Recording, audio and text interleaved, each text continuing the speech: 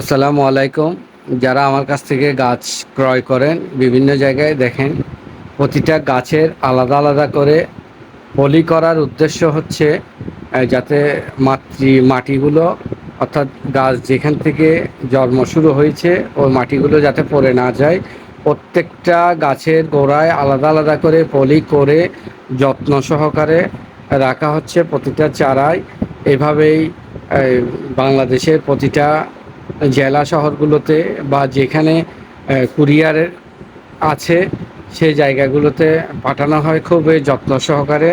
তাই যারা ভাবছেন চারা নিলে এত দূর দূরান্ত থেকে গাছগুলো নিলে মরে যাবে কিনা, মরে যাওয়ার কোনো অবকাশ নেই। আল্লাহ চাইলে সব ঠিকঠাক মতো হয়ে যায়। এ পর্যন্ত কখনো এরকম দুর্ঘটনার হয়নি।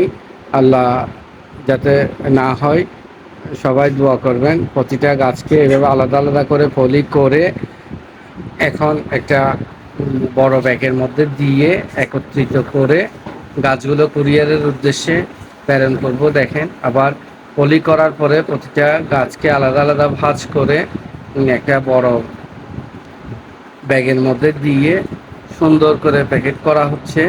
এভাবেই আমাদের কাজগুলো নিয়মিত হয়। তাই আপনারা দ্বিধাদ্বন্দ্ব না রেখে নিশ্চিন্তে গাছগুলো অর্ডার করতে পারেন। এভাবে প্রতিটা গাছের যত্ন সহকারে আমরা পৌঁছে থাকি এবং কুরিয়ার পর্যন্ত পৌঁছে গেল।